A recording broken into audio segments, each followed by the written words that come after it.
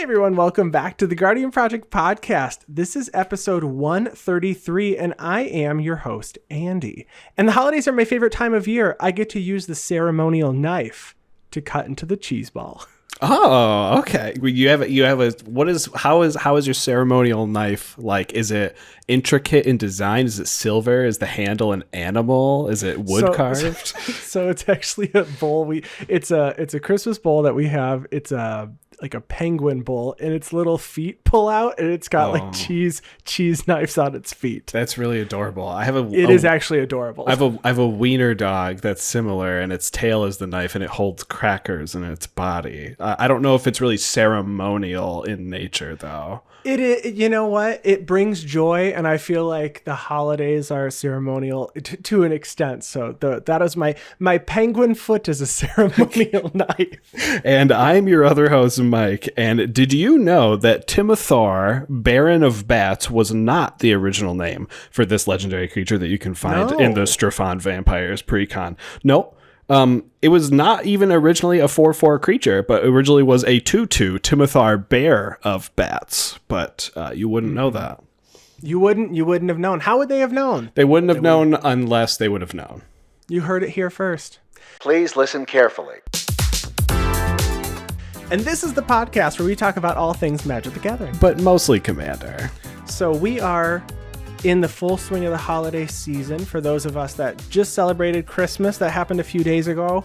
New Year's is coming up. So my question, Coyle, is did you get any Mtg goodies over the holidays? I always tell everyone in my family to not get me anything Magic related because I'll just get mad that they didn't get a good deal on it or something. Oh, okay. But I know one of my friends did get me some pretty cool Star Wars Droid tokens for Christmas to go along with my. That friend is so cool. They're the coolest friend from what I hear on Twitter, at least. It me. So yeah, some cool servo tokens there with like R2D2 on them, and so. And the one from that one series that was on was it a movie? It was the good movie. The movie that joins Rogue One. Is that the movie it was from? The movie that joins Rogue One? No. Rogue One is the movie that joins the first three movies to the episodes 4, 5, and 6 to episodes 1, 2, and 3, correct? Kind of. Yeah, it explains the transmission of Princess Leia's cry for help. It's the plans of the Death Star, the original Death Star, the transition to Princess Leia, hiding them, trying to get them. Yeah. Yes. And that's where that one's from, right? It's that robot that's with the two of them in that movie. That's one of the tokens, I believe. Yes, I believe that is so correct. Smart. I don't know the name of that droid. I was never good on the droid but names. I really liked them. Like, they brought us on a journey until that robot was no more. Until it was no more. It became no more. It just... Thank you, everyone, for coming on that journey of trying to remember the movie with me. We also have another announcement. Wizards of the Coast recently announced a collaboration with Post Malone for 2022. The partnership will kick off with the return of Friday Night Magic. It says a global play program celebrated by millions of players across more than 8,000 stores worldwide every week. It says Magic's return to stores comes on the heels of the game's biggest year ever. With a 25-year history, more than 50 million fans are gearing up for a jam-packed 2022 featuring new partnerships, bigger online experiences, and even more ways to celebrate the game they love. So Post Malone, we've seen Post Malone on lots of stuff. They've been on game nights. They've been on I Hate Your Deck. They've been all over the place. Oh yeah. And I really hope that we get like a Post Malone concert like he did for Pokemon, because he did a cover of that song by Hootie and the Blowfish with music from Pokemon at the beginning and the end. I believe it was by Hootie and the Blowfish. That song's actually really good. It's as good as the original. So now we need a Post Malone cover of some song for Magic. And I don't know what music, because there isn't any generic music for the game.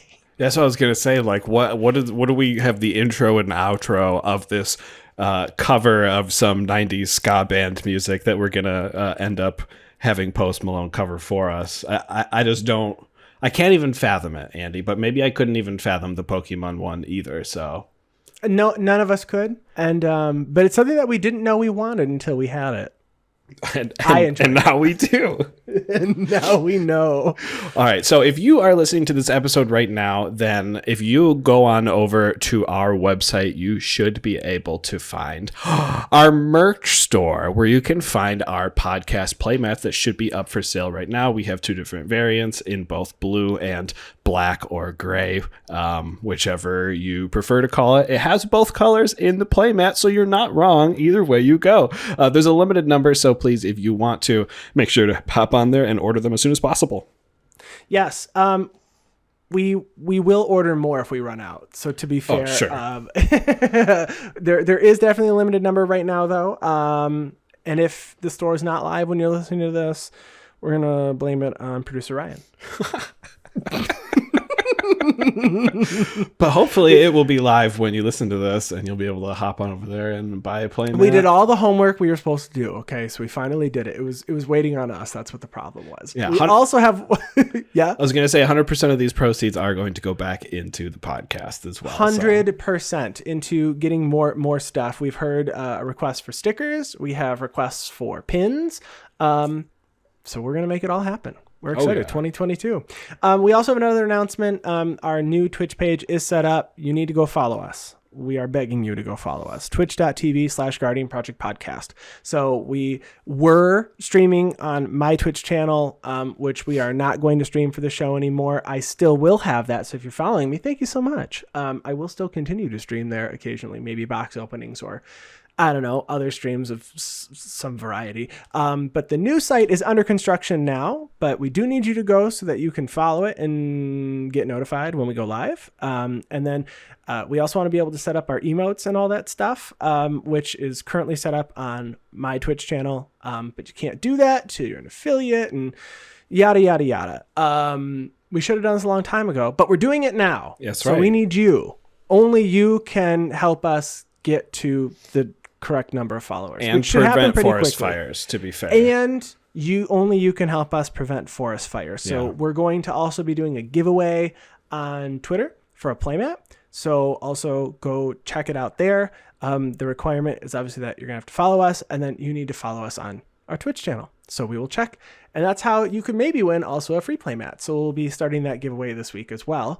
And if you want to support us in a different way, and you want to donate or get goodies from us, you can head to patreon.com/guardianprojectpod and donate for any dollar amount. And if you're looking for another way to support the podcast, whatever platform you are enjoying the podcast on now, if you could subscribe, rate, review, and leave comments, we would be most appreciative. Yes, and you can find us online at theguardianprojectpodcast.com. We stream on Twitch at twitch.tv/guardianprojectpodcast. You can find our social media on Twitter at GuardianPod. We're on Instagram, Guardian Project Podcast, and our gameplay videos are on YouTube at youtube.com/theguardianproject. You can email us at guardianprojectpod@gmail.com if you have any questions or concerns or suggestions or requests. Any of those. Really, just email us. We'd love to hear from you. Email us just to say hi. Just honestly, if you email us and all it says is hi, and then you just sign your name, we'll reply. Yeah. We will. We'll send you a prize. If you email us. We'll get a Guardian Project Podcast NFT and we'll send it to you. Oh, man. I'll take a screenshot and you own it now, but I also own it and anyone can copy it and print it. And I don't know how NFT works. Yep. NFT works. It's too much. But I guess it's possible. Coyle, what is on the agenda this week? This week, it is the last week of the year as we're recording this and as you're listening to this. So we are going to take a look back at the year of 2021, and we're going to talk all about it, all the sets, all the stuff that we did as individuals, as a podcast, and we're going to do a little bit of review, mostly about our Commander experiences from this past year. All right, well, let's take a look back at the last 12 months.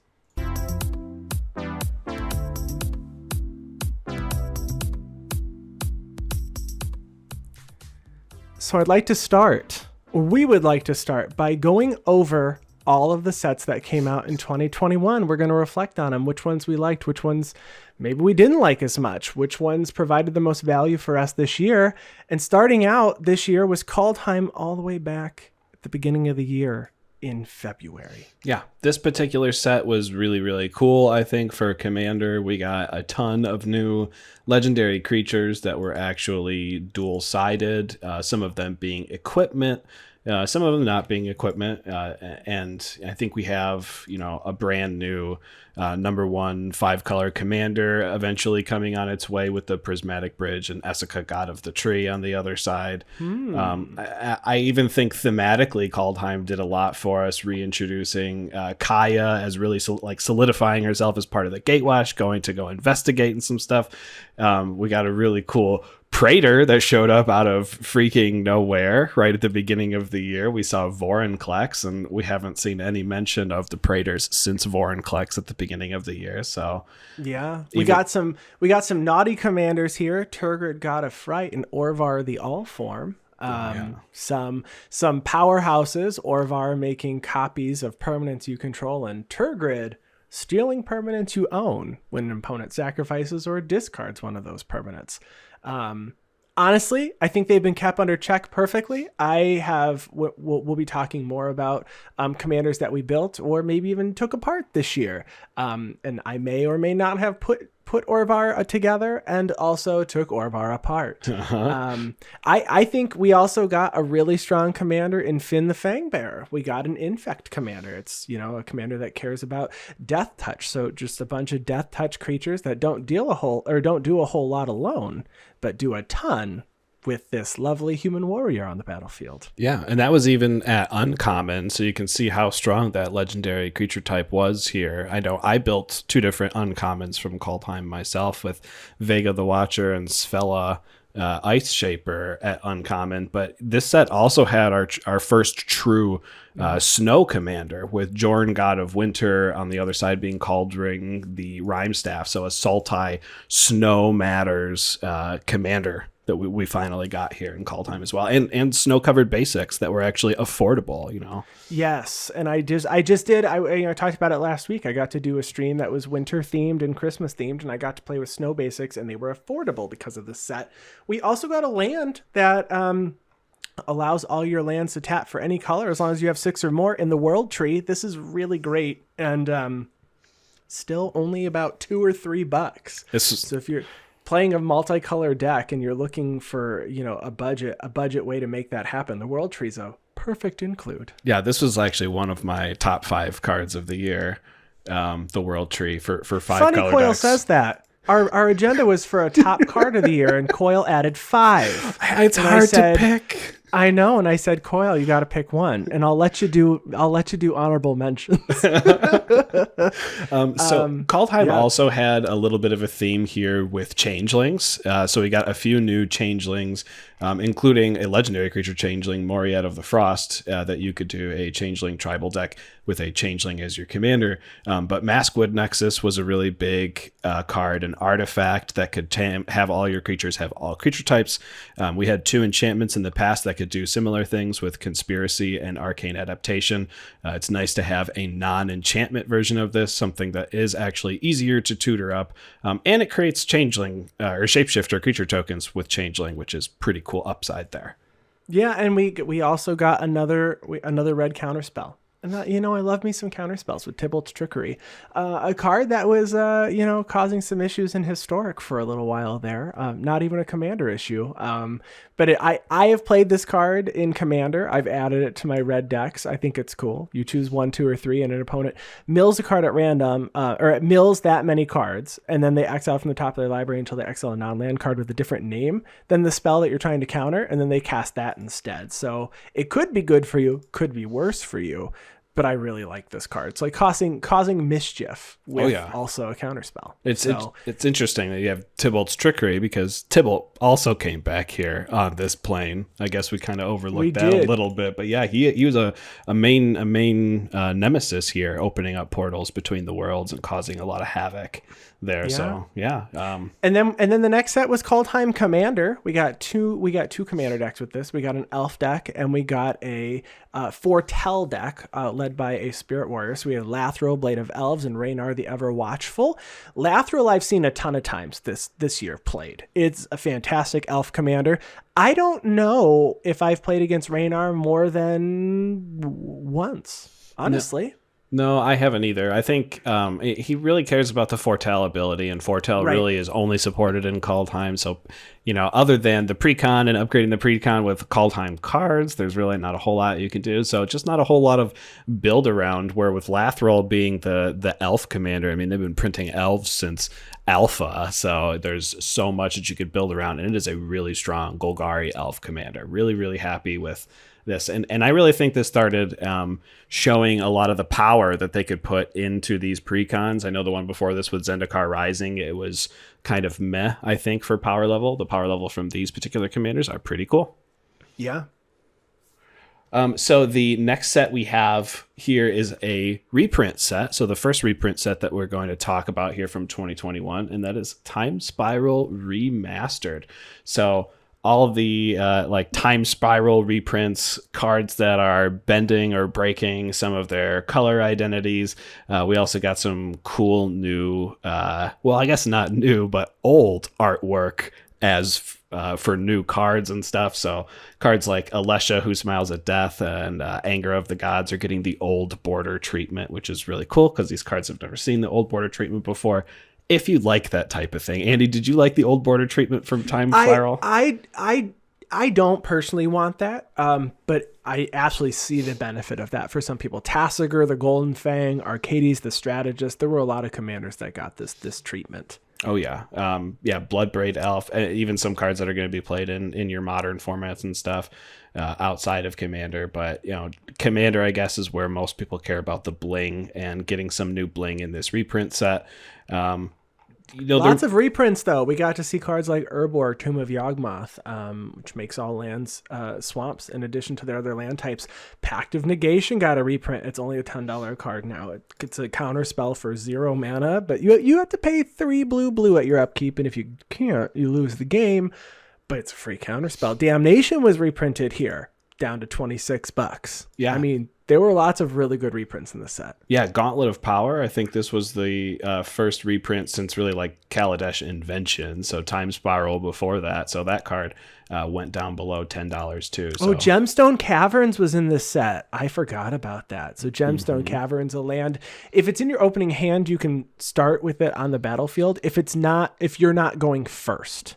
And you can exile a card from your hand, and then it taps for colorless, and if it has a luck counter on it, instead you add 1 mana of any color. So you only get the luck counter if you're able to really put it on the battlefield if you're not going first. But that card used to be crazy expensive. Now it's like $26. Yeah. No, I mean, that's still expensive. Obviously, cost is in the eye of the beholder.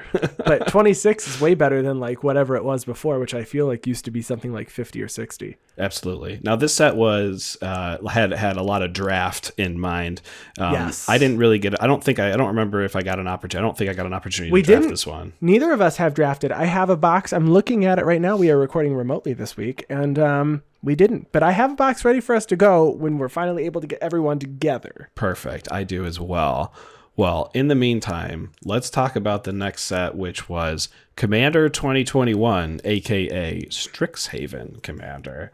Yes. So this one featured 5 different Commander decks in the Strixhaven 2-color combinations of Silver Quill, black and white.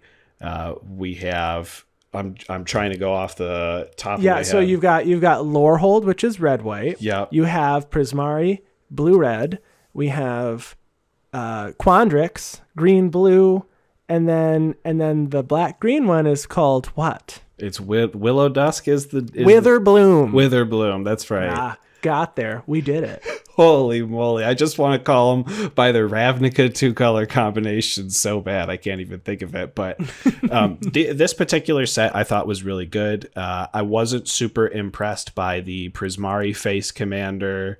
But other than that, I actually liked. I mean, I guess the Willow Dusk I wasn't too impressed with either. And I don't think I've ever played against Willow Dusk or a Zephi deck, but I've played against their alternate options, like Guillaume Master Chef, which is the Witherbloom food token one, and then I've played against Veyran Voice of Duality, which is a Magecraft wizard spell slinger deck, and the Veyran is really, really strong. Oh yeah, it is. I think Felisa, Fang of Silverquill, the alternate commander For the Brina, black the demagogue. Yeah, for Brina. I don't think I've ever played against a Felisa as a commander, but Alibu and Osgear, I've definitely played against those. Adrix and Nev and Essex, I've definitely played against those. I think they knocked out of the park for those two particular decks. Some pretty good reprints in here, and actually some really good new cards like Archaeomancer's Map, an artifact for white that's going to help you ramp a little bit. I know a lot of people... A card that I've never seen cast. Have you seen that cast? I mean, I have, but only because it's still in my upgraded precon. Oh, so you've cast it, though. I've cast it, yeah, Yeah, for sure. I've never had this cast against me. Adrix and Nev, I think they're very good. This was our... if one or more tokens would be created under your control, create that twice that many. So you've got parallel lives on your commander. They have ward 2.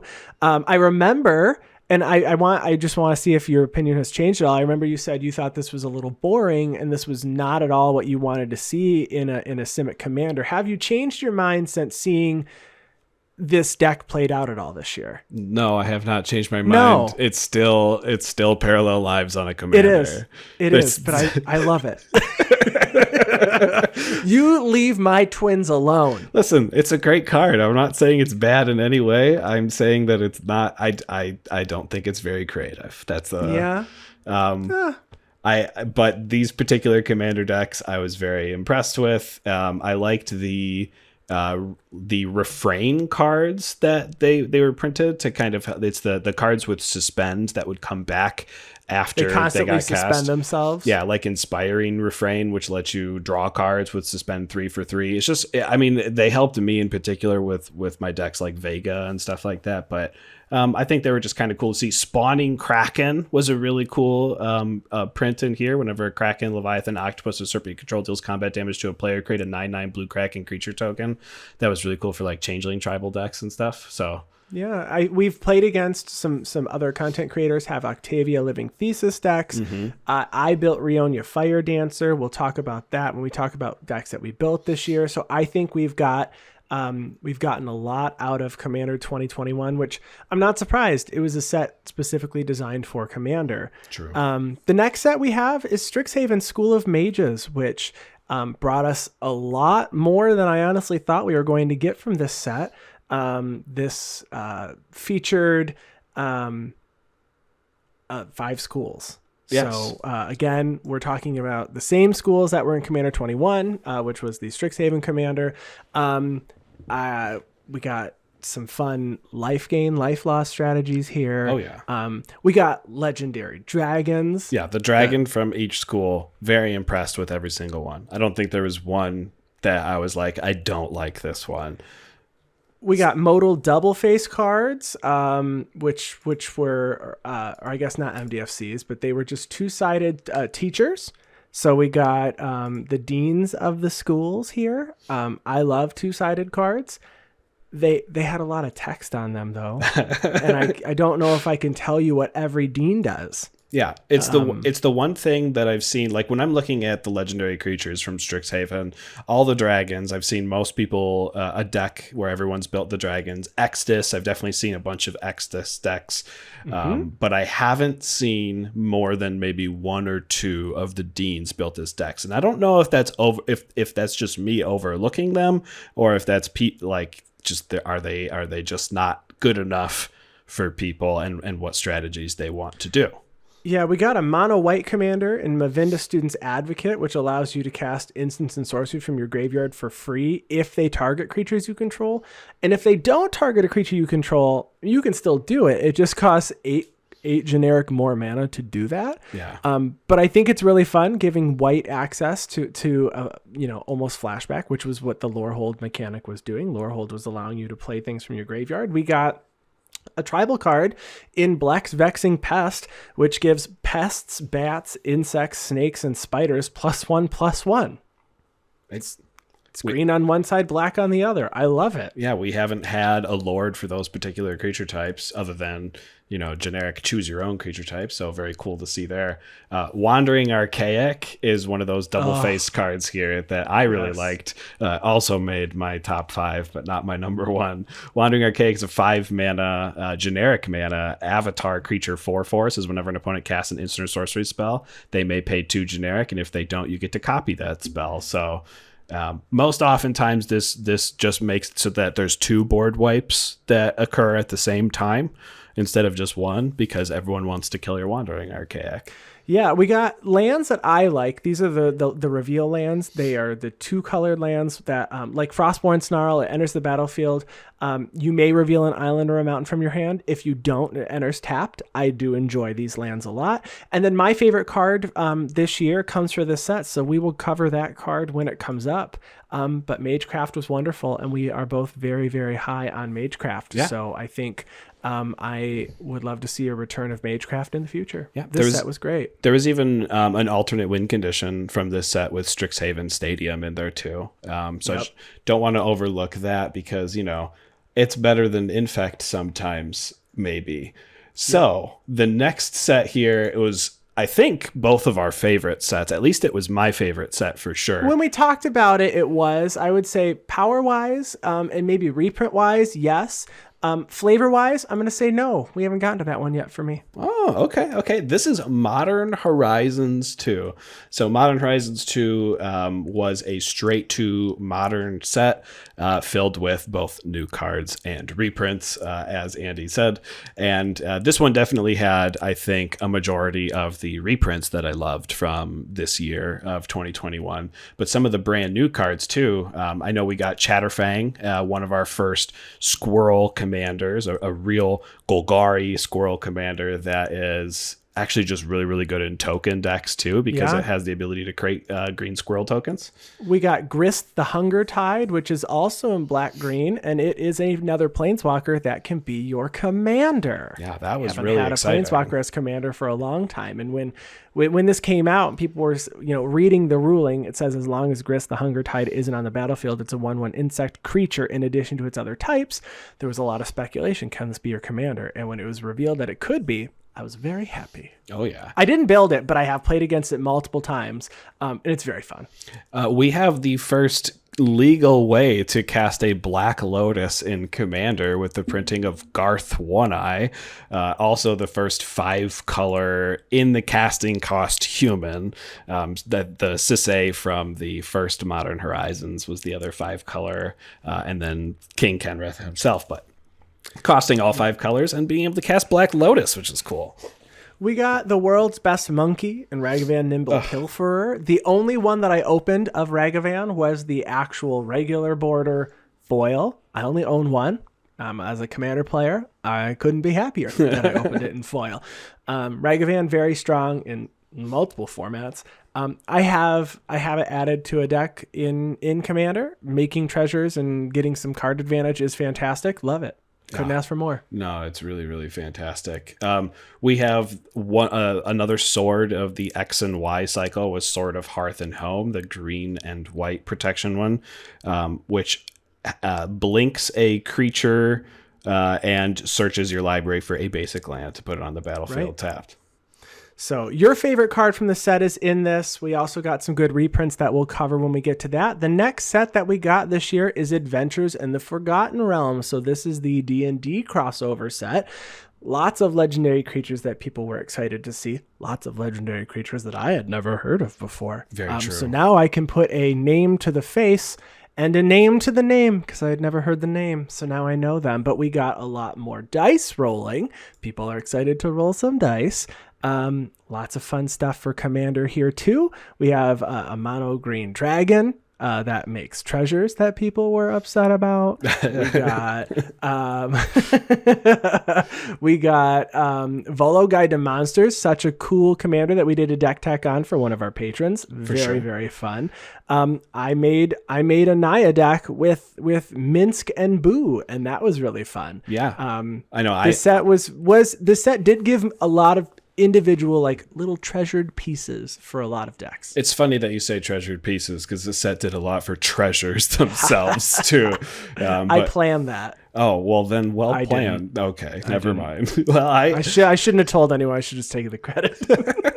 I ended up building Delina Wild Mage from this particular set, and it's bad Ryonia, as I like to call it. And I just liked rolling dice, but we also got venturing into the dungeon in the set. We know that Nadir Selfless Paladin, one of our friends, has, and it's a really cool dungeoneering deck. Actually, a few people we know own that deck. So it's cool to see some of the new mechanics here. This was a draft environment that I particularly liked. I know you didn't. But we also got Acerich the Archlich, which is really cool for infinite combos in blue-black zombie decks, which I really like. It is in my blue-black zombie deck. And this is also the complementary commander decks that came with Forgotten Realms Commander.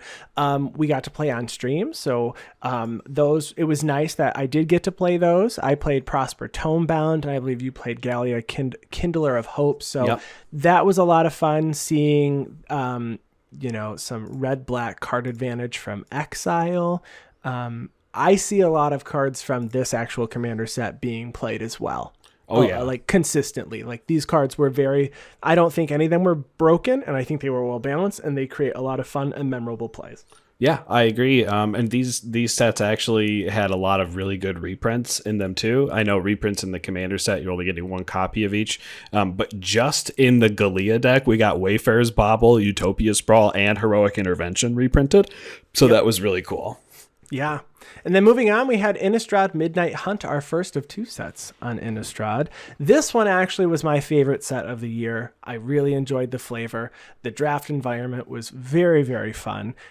This gave us Tovalar Dire Overlord, which is a dedicated werewolf commander. We have had them before, but this one really helps. I've been able to play a lot of games with this. Coyle, I got to play against you with this just a couple of weeks ago at our house. Oh, yeah. And I think the card draw on it is exactly what werewolves needed, because they run out of gas if you aren't drawing 3 or 4 cards. Yeah, it makes it so like that you don't have to use all those green sorceries where you draw a card for each creature you control, and not having to play those means you can play even more werewolves. It was very, very cool to see.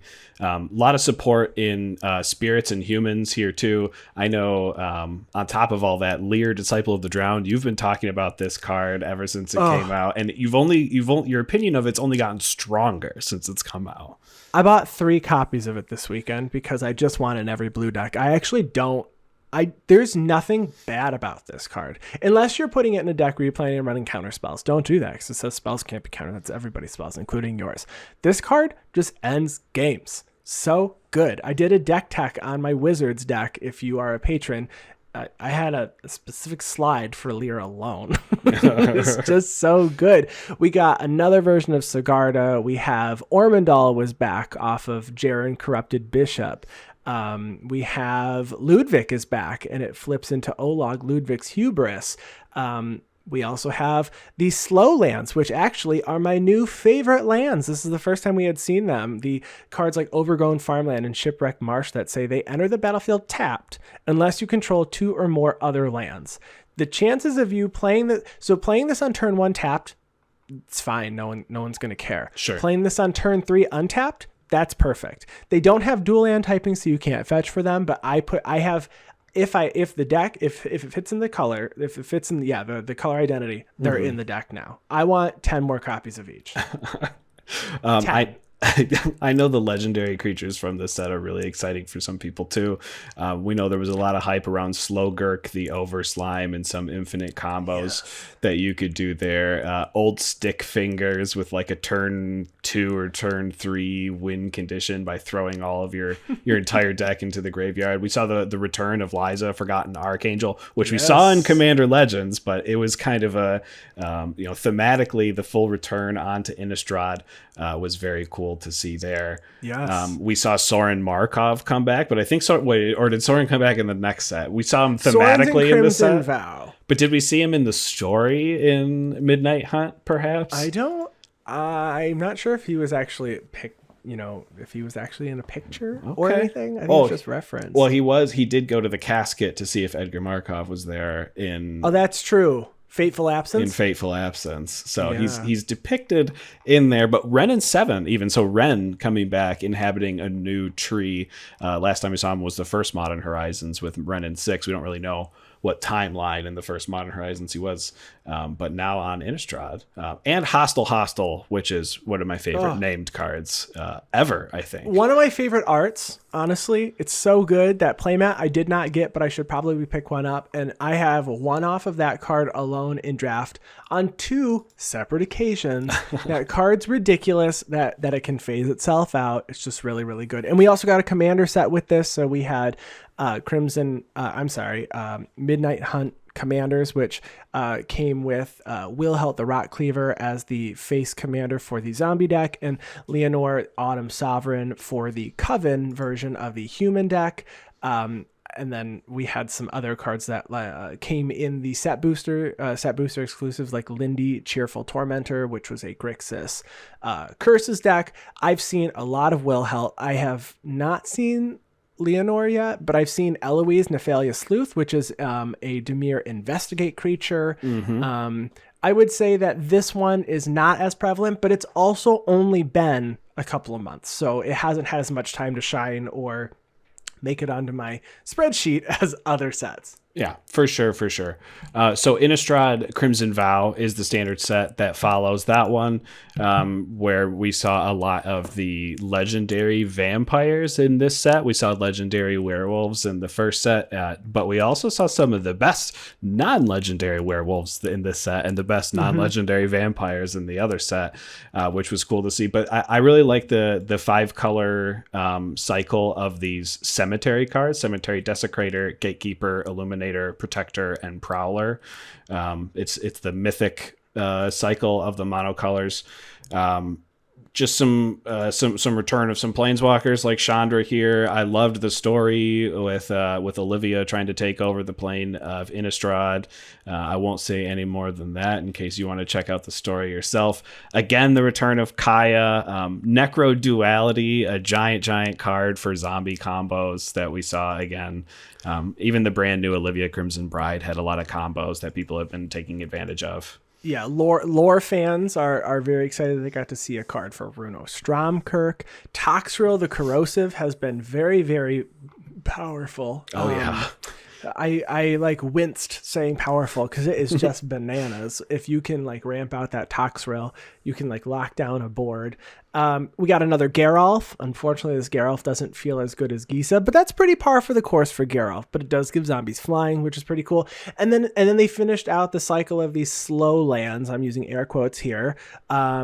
That say when they enter the battlefield, they enter tapped unless you control 2 or more other lands. So my secondary favorite card of the year is from this set. We'll cover that when we get there. But those were the sets that came out this year. And then we also had Crimson Vow Commander, which just recently gave us a couple of cards like Millicent Restless Revenant, which was the Spirits deck. And then there was the Strefon Mauer Progenitor, which was the vampire deck in, white, blue, and then black, red, respectively. And we got a couple of partner pairs here. Partner pairs that had printings that were different if they were in the actual, I think, box set versus opening them in like a set booster. I don't remember the exact stipulation, but I remember the black and red partner pair of Camber and Laureen. It really changed it up, and I don't remember the exact language there, but these ones have only been out for honestly like a month and a half as of the time we recorded this. So I did build one of them. The other I have not seen at all, so I'm not surprised I don't see these yet, but I expect them to come up more. I've seen Strefon a couple times. Just a really good value town Rakdos commander to just keep digging through your deck. But and then aside from this, we had lots of secret layers, and those were the sets that came out this year. And honestly, it's been a good year. I've enjoyed the majority of these sets. We've gotten fun cards from every set. I have a card from every set in a deck, including AFR, that I'm very critical of. Yeah. And I think this was a great 1 year to digest Commander Legends so that we can get another Commander Legends set next year. And then I can take another full year to digest that one and make as many partner decks as possible. Exactly. So now let's talk about the Commander decks that we actually built this year. So we're not going to go into every single one of them, but I did. So I looked, and the decks that I built this year, I built 10 decks. So I'm not surprised. A lot of them were just cards that I had, but I did have to invest some into some cards that I didn't own. So starting out with Call Time, I built Finn the Fangbearer, which was an infect deck. Very, very fun. Orvar the Allform, which was a mono blue deck that was just a Spellslinger deck to make copies of my lands, to make copies of things that I might be able to steal from you. That deck is no longer together. If you saw the stream or you watched the video on YouTube, I made like 20 plus Smothering Tithes on stream. Felt bad that my turns were taking so long and that I had 1,000,000 mana. I didn't want to overload Cyclonic Rift because the game was going to go on for so long that I passed the turn and said this was too much for me. Yes. So Orvar came apart. I built Dina's Soul Steeper, Magecraft. That was fun. Adrix and Nev Twin Casters. I just upgraded the precon, so I have a token deck now, which is very, very fun. That used to be my old thing, my old shtick. And now I feel like I'm the combo person, but I feel like I go in between the two. Rionia Fire Dancer, which was my extra combats. Lannis Cryptozoologist, which again was a tokens deck and was making clues to play your stuff. Minsk Beloved Ranger from Adventures in the Forgotten Realms. It's no longer together. It was a very fun deck. It was a little combo centric. I wanted to play Protean Hulk, sacrifice it with Minsk, and then grab other creatures. It wasn't an infinite combo, but it just felt very... I was dirtling until maybe I got lucky. Tovalar, Dire Overlord. I love werewolves. I love the flip mechanic. Are they powerful? If the plan works, yes. One board wipe can just completely negate what you're doing. Yeah.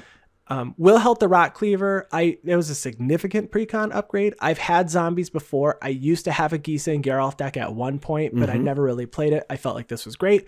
And then finally I built Rhoda and Timon. So this is Rhoda Geist Avenger and Timon Youthful Geist from Crimson Vow Commander. So this is the blue-white pair that taps things down and then the other one gets counters when a creature an opponent controls becomes tapped and wasn't declared as an attacker. That's my newest deck.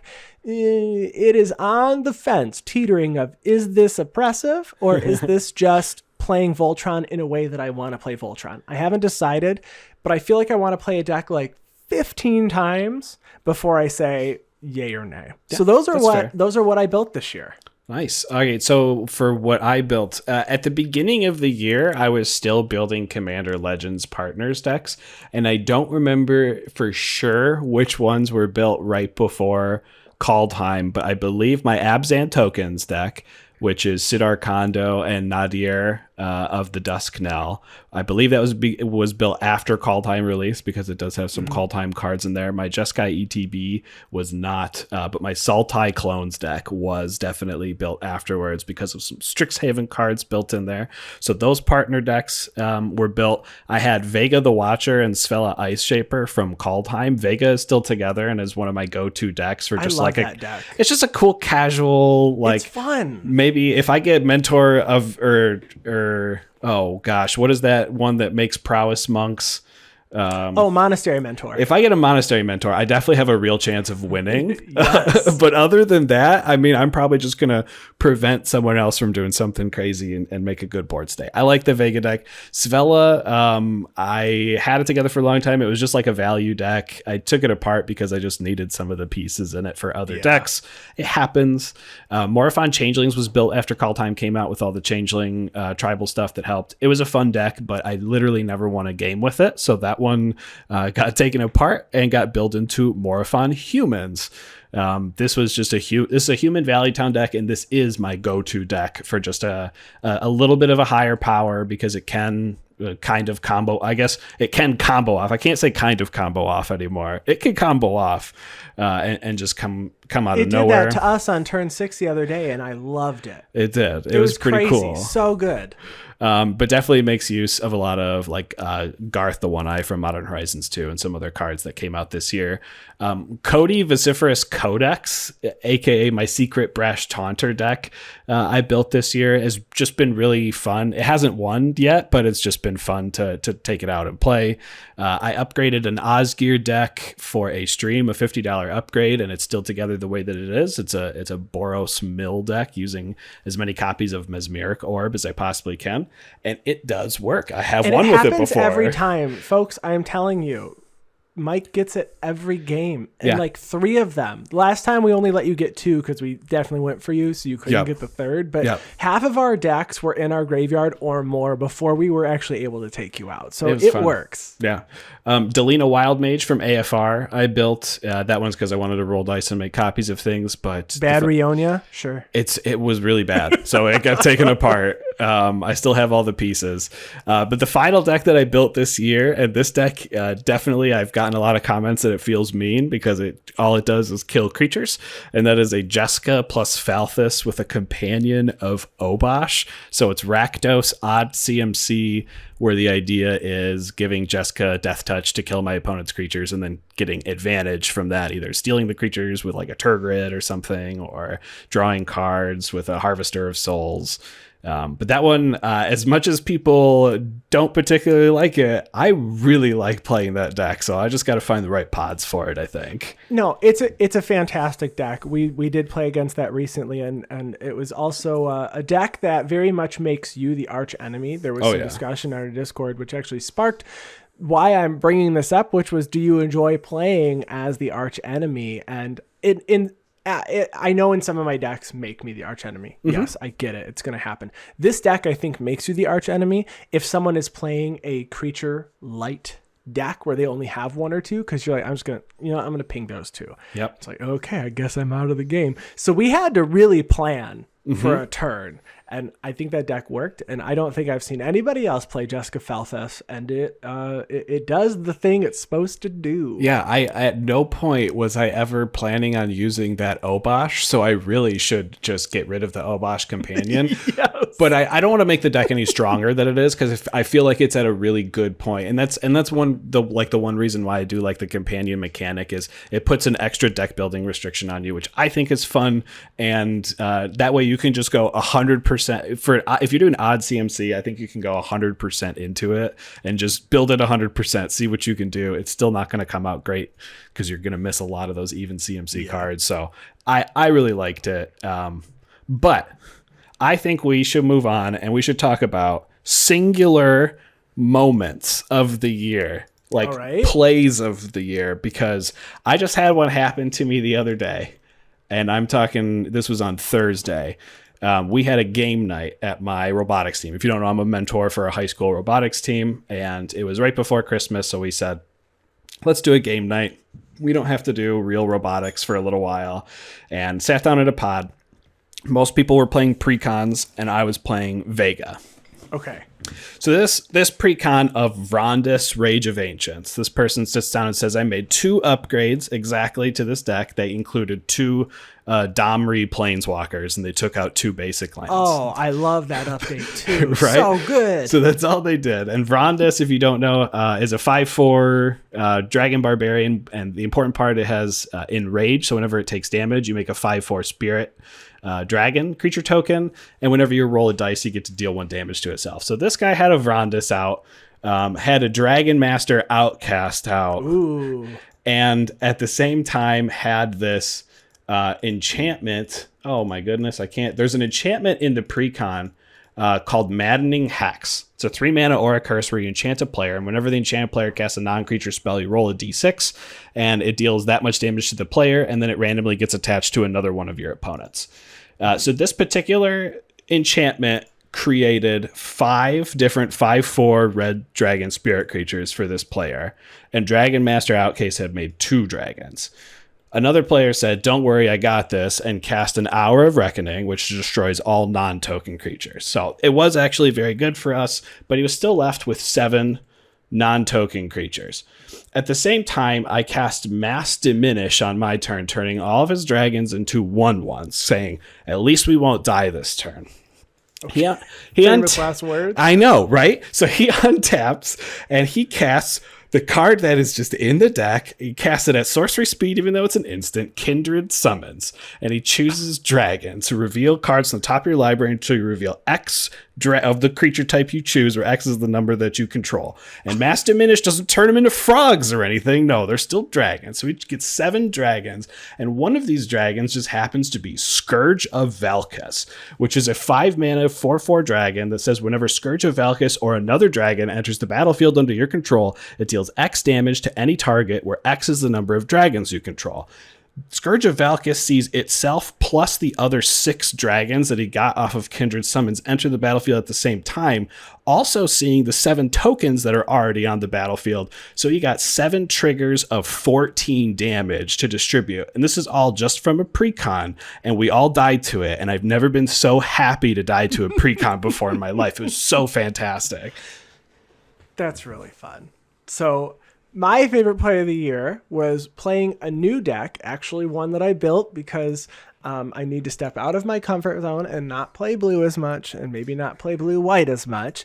And it was one of my mono-black decks. Mm-hmm. So this was Jaren Corrupted Bishop, which the whole point of the deck was to transform Jaren into Ormondal. So this is from Midnight Hunt, and try to get your life total really, really low and then trade it away with a card that allows you to switch life totals like a Soul Conduit. So Jaren is a 2/3 when it enters the battlefield or another non-token human you control dies. You lose a life and you create a 1/1 white human.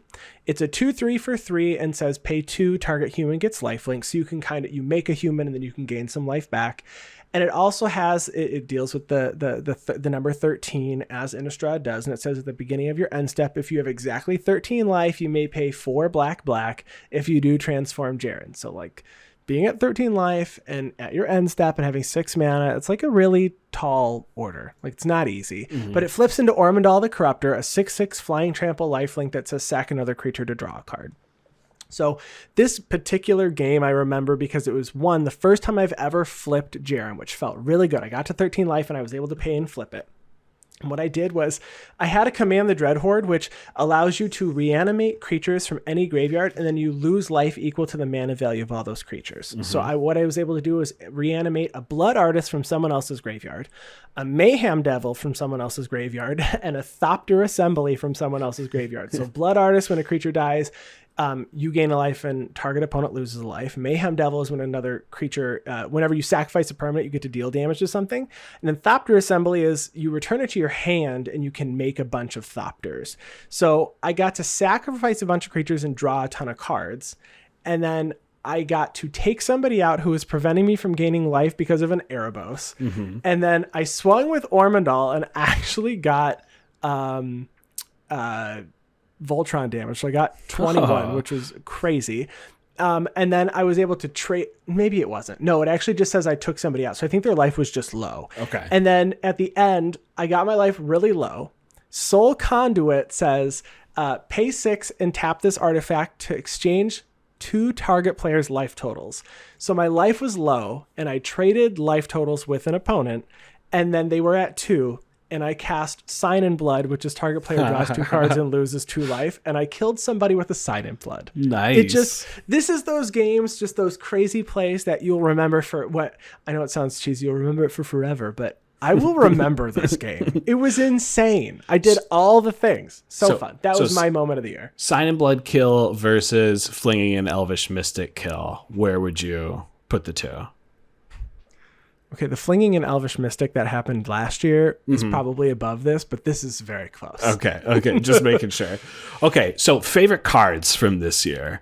Favorite card, Favorite card, because I had 5, whatever, and we already talked about most of them, so it's fine. But the one that we didn't talk about, my number 1, a card that's very, very important to mono white card draw. It's called Esper Sentinel, and it costs 1 white, and it's a 1/1 human soldier from Modern Horizons 2. It says whenever an opponent casts their first non-creature spell each turn, draw a card unless that player pays X, where X is Esper Sentinel's power. It'll probably mostly be 1, because unless you're playing an artifact deck or something, or an equipment deck that you can pump this guy up. But it's really good mono white card draw. A lot of people aren't going to pay the 1 to cast their Rampant Growth or their Cultivate or something, so no worries. Yeah, my favorite card this year was from Strixhaven, Culling Ritual. So a sorcery for 2 black and a green. It says destroy each non-land permanent with mana value 2 or less. Add black or green for each permanent destroyed this way. So you get a ton of mana. When this came out, I knew it would be strong, but I guess I didn't realize how strong it would be with the increasing dominance of treasures. The fact that we see Dockside Extortionist, which is a mono red goblin that makes treasures for each artifact and enchantment that your opponents control. I don't know I'm sure it's tracked somewhere on my spreadsheet how many treasures. It's not a specific item I was looking for or how much mana I make, but I was consistently making between, I would say, 7 and 15 mana every single time I cast this. So I was netting 3 mana off of this at the floor. The ceiling is so much more. Were there any instances where you didn't get as much as you put into it? You just use it as, to kill 1 or 2 important things? Maybe once. But I don't even remember it, honestly. I don't remember having a bad culling ritual. The prominence of mana dorks, 2 mana rocks that people want. That's fine. I will take them out with culling ritual. I think culling ritual just to kill 3 things is still really. I mean, that just means you paid the equivalent of 1 mana to kill 3 things. It's still worth it at that point. I agree. So culling ritual is my top card of the year. I love it. I do have it in 2 or 3 decks. If I am playing black and green, I think it's in there. Is that the right play? I'm not sure. I'm not sure yet, but it feels like I'm leaving money on the table if I'm not running it. And knowing myself, what I've learned over the last 2.5 years doing this show is I learned that I do like to optimize, and that's fine. And I think Culling Ritual is a card that I just really like. There you go. Nothing wrong with that. Top MTG moment of the year. So just maybe something that we were proud of over the year, which for me, I started writing for Commander's Herald. I'm writing a series called Good Grief, the article series that discusses ways to beat strategies that make you say good grief. I've written a few articles now. I've talked about combating extra turns. I've talked, quite a bit on there, and it's been a lot of fun. I didn't know if I would be good at writing. I'm not sure if I am, but I get lots of good comments actually, and I was very terrified, so I do have to post them to Reddit as well, as part of the requirement. And you do get a few comments that'll say things like, "Wow, you suggested this card. How original!" And that's fine. I wasn't wrong to suggest what I suggested. I do think that there is something out there that makes people think that content creators have to be completely original and can never do anything that is, I don't know, I'm using air quotes as like basic or like just maybe for somebody who's really heavily invested in the game. And if you're on Reddit constantly reading for things, maybe you are more involved in the game than somebody else, but maybe somebody that's reading it wasn't as involved and they wouldn't have thought of that. But right. I've had a good time writing that series. And then also my other favorite thing for Magic is that we got the return of in-store play here in the US, where it's safe and when you're being safe. And I've enjoyed that. I got to play in store for the last few months. Not a ton, here and there. I'm still very busy with work. Obviously creating the show, so I don't go out a ton. And I certainly stayed in more than I did before, prepping for the holidays. So the last couple of weeks, I certainly haven't been out as much. But those were my favorite moments of this year. How about you? Yeah, I guess something that I've developed myself with would be a little bit of video editing that we learned how to do. If you're a patron, you've seen our deck techs. So the minimal amount of video editing that we have to do for that. I learned how to do that this year, so that was a pretty cool thing for me. I record mine and Coil puts everything together, which is great. Yeah, at the first one we did, I think it took me like a couple days to do, and now I can do it in maybe like 3 hours tops to do it. So I think I'm getting better at it too. So that's really cool. But in terms of Magic, I really, really enjoyed thematically when Vorinclex just randomly showed up on Kaldheim, and I was like, let's go, Praetors are back, let's do it. And then we got a whole year of nothing, and I hope we get maybe Praetor number 2, number 3, number 4, number 5, all of them show up this year in this coming year. So yeah, that was exciting, but ultimately a full year of anticipation left. So exactly. Best reprints. Start us off with our combined number 1. This is our favorite, so best reprints of the year, in our opinion, are... The enemy fetch lands. Oh, were we supposed to say that together? No, I was just waiting for you to say it. Oh, okay. Yeah. The enemy fetch lands reprinted in Modern Horizons 2, becoming, Thank you. As we say, in air quotes, affordable. They are the cheapest they've been. But on top of that, there is also a reprint of Cabal Coffers, making it the most affordable. I don't know if it's the most affordable it's ever been, but most affordable in recent history. That's for sure.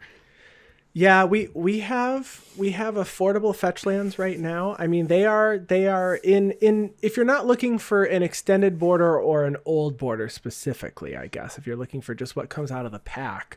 I mean, Arid Mesa's at $16, Marsh Flats is at $16. I mean, this is the lowest that they've been, and I mean, I don't know how long. Yeah, you can get Scalding Tarns for like 30 or less. And that's the most expensive fetch, is the Scalding Tarn. It's like Scalding Tarn. I'm sorry, you can get it for 23, not even 30. There you go. And we know, buying one of each fetch land is still going to cost you of the enemy fetches. It's still going to cost you $100, which is a lot of money. But if you can afford $100 now, it won't be $200 later. Not that we're a finance podcast, and this is definitely not financial advice. Do not take our suggestions here. But we were very happy with the financial decrease in price of those particular lands when reprinted in Modern Horizons 2. Yes, thank you. Yes, please, thank you.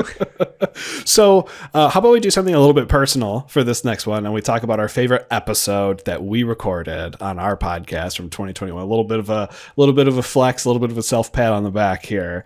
I'm going to take us back to February then. Oh, wow. I agree. We're going to go back to February 2021. This is episode 88. So if you haven't listened, I'm not going to fully spoil the whole episode. But this was an episode all about FOMO. It's an episode that we will be doing more. We haven't done it. We wanted to give it some time, but this is talking about cards that spiked in price when a specific commander product or a card was released. And we wanted to look at the price that the card was, what it went up to, and then what it was again at the time that we recorded the show. We had a lot of cards we talked about. That were very cheap and then spiked and then went way back down after the hotness had I guess gone away. So after it cools down. So like a card, just for an example, one of the examples we talked about was Namada Grove Guardian, which was a mono green creature that makes Saprolings. And when Slimefoot the Stowaway, the Saproling commander, green black, came out or was, I guess, previewed.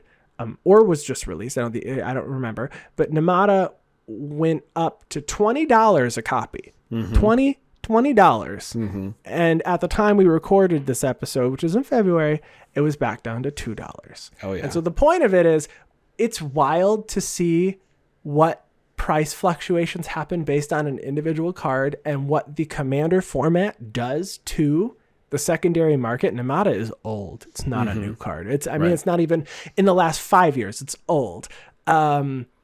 So don't get caught by FOMO was the whole point of that episode. And I love talking about the artificial price spikes.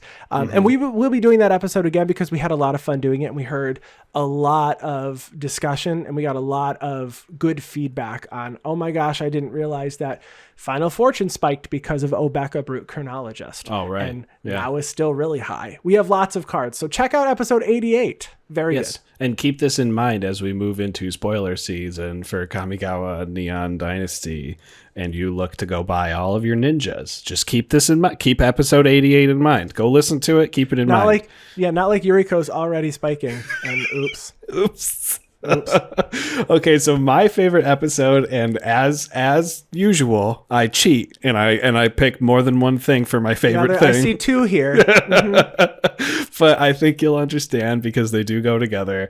Episode 120 in September was where we talked about the most affordable deck themes, and episode 117 is when we talk about the most expensive deck themes, where we took a look at the top 21 commander archetypes or deck types. And according to EDHREC.com, and we looked at which ones were the most expensive and which ones were the least expensive. We looked at why they were that way, and I think it was really cool and eye-opening to see why some themes are more expensive than other themes, some staples that are expensive versus others. And ultimately, it was cool to see that your auras and enchantments decks are going to be absolutely budget, whether you want them to be or not. Exactly. Moving over to some other things that happened this year. In the Commander format, what our show is based on, we had some banned and restricted announcements, some bannings and some unbannings this year. The first banning was Hull Breacher. It was a card that came out in Commander Legends. It was a 3/2. It doesn't exist anymore. It still it's is. Gone. We've burned all of them. They don't exist. No. A Merfolk Pirate 3/2 for 2 and a blue that has flash, and it says if an opponent would draw a card except the first one they draw on their turn, instead you create a treasure token. It's too much. Yeah. Wasn't fun. It was too good. It was too good. It needed to go. Golos Tireless Pilgrim was also banned this year. A 3/5 legendary creature for 5 colorless. This came out in M20, so it's not new. And it says when it enters the battlefield, search your library for a land card, put it onto the battlefield tapped. You can pay 2 and then white, blue, black, red, green to exile the top 3 cards of your library. You may play them this turn without paying their mana costs. This was basically too efficient, and it didn't. It kind of broke the spirit of Commander. There was literally no restriction. It wasn't healthy for the format, which is really why Golos unfortunately got the axe. Yes. And then a card that was unbanned, which to this day still haven't seen it. So I'm glad it's unbanned because it's not been a problem, at least for us. Right. I can't say that's true for everyone. But Worldfire was unbanned. 6 red for a sorcery. It says exile all permanents, exile all cards from all hands and graveyards. Everyone's life total becomes 1. That seems okay. It seems, honestly, it's very expensive. And unless you're playing like a deck like Norn the Wary, or it was really the discussion, and I don't have it in front of me. The discussion was really if you're playing Norn the Wary or maybe a Zozu the Punisher or something like that you can get out quickly and kind of steamroll. It really wasn't much of a problem. Right. No, I can see instances where you have like a pinger or something, and in response to Worldfire on the stack, you ping everyone for 1. Or no, you have to have the ping on the stack and then cast Worldfire. That's what, yeah. So you have to somehow cast Worldfire at instant speed. Yeah. So there's a little bit of a setup. It's fine. It's a good combo. Let's make it happen. So there are also some just miscellaneous things that happened over the past year. MTG Arena came out on mobile phones. Yeah. That happened this year. Well, it's crazy because I believe there was an equal work productivity decrease at my company in my job position at the same time. Oh, your current department had less work because Arena came out on the phone? It was a coincidence that it happened very, very similar at the same time. Direct correlation? Unconfirmed. Yes. There's also a brand new format in Arena called Alchemy that was created. It is actually still relatively new, where there's real new. some Arena only cards and Arena only mechanics that are built in. Yeah, some rebalancing. This is a long time ago, folks. There was some controversy with the Crux of Fate Mystical Archive art that was released and later identified as having art that was not owned by the artist. There was some drama in the Magic world earlier this year. Wizards is no longer working with that artist. So, I own this Crux of Fate. I own that Crux of Fate too. Yeah, that was not created by that artist. And the credit, obviously, there was a statement and was later given as to where that art had originally come from. But crazy that happened this year. I forgot that it even happened. I'll have to add that artist to the bottom of the card with a pen or something. Just ink the card up. I think it was like a combination of 2 artists as well. Okay. I think it was like taking art, shifting it, and then grabbing other art and shifting it and put like kind of merging 2 pieces of art. You can easily find it if you look up Crux of Fate Mystical Archive statement. Like if you just Google that, you'll find the full nice. announcements. There was also some packaging changes that happened to a couple products with Wizards of the Coast. So there is 2 different versions of the Commander decks that they now send out. One of them is a more simplified, less packaging version. I believe that one is when you order directly from Amazon or maybe some other big box stores. But also Secret Layers are being reduced in their size so that we have less waste from those particular products. Yes. Comprehensive rules changes. Converted mana cost is no more, and we now call it mana value. That happened, and now we need to get that trash out of our vocab. That's right. We need to put quotations on now we use mana value. Yeah, I'm sure we all still do. You know, I've been getting much better at it, but sometimes when it's printed specifically on the card and I'm just reading the card verbatim, I still say converted mana cost. Oops, reading the card explains the card. Wizards taught me that. The companion app is now being used in-store play. It also includes its own gatherer in there too, so you can use to look up oracle changes and stuff to your cards, which is cool. It's really easy to use, honestly, the companion app. So I can't. We've been using it for a while now, even during alpha. What? Even during the alpha testing for it, we were using it when it was Android only. Yeah, very early adopters. When we were doing drafts when that initially came out, you used it because I had an iPhone, so I couldn't. But now we're using that, and it's great when you do an at-home draft or whatever, and you set up a small event yourself. It's great. This year, we also had a lot of erratas. We had the massive Phyrexian creature type errata that happened this year. We also got the Ranger creature type and the Bard creature type in 2021. Yeah, and one other rule change errata that happened was Delina Wild Mage. The second ability, when it says if you roll a 15 to 20, it said roll again. It now says you may roll again. That way you don't get stuck in statistically improbable loops where you can't ever roll out of it. This is true. Yeah, you roll a dice for Delina, Coil's, quote, bad Rionia. It is. You could have gotten stuck, and they said, we're going to make it so you can't accidentally maybe get stuck. Yeah, you can choose to not get stuck now, which is super great. Those were just some of the things that we thought were cool from 2021 or memorable. If we forgot anything, tell us what was your favorite part of Magic in 2021. We'd love to hear from you. We're super happy that in-store play returned and that our show survived a global pandemic. We're still working through it. Please go get your vaccinations. We are boosted up now. And we are looking forward to what comes in 2021. But until then, we want to wish you all a happy new year, since that is coming up this weekend. And we want to make sure that you tune in next week, because it is the annual Year of Commander episode where we are discussing our fully tracked gameplay results, where we're going to just give you the stats. If you're a stats person, we're going to break it down. We're telling you the games we played, what we played, how we played. Did we do good? Did we go in first, second, third, or fourth? You know, we got lots of stuff coming up next week. Oh, yeah.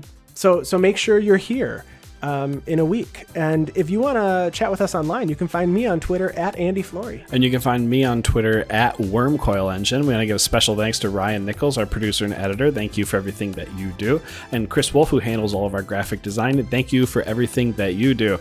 And to all of you out there, I'll talk to you next year. I get to make the joke. It's so the thing. Bad. Happy New Year, everyone. Goodbye. Bye-bye.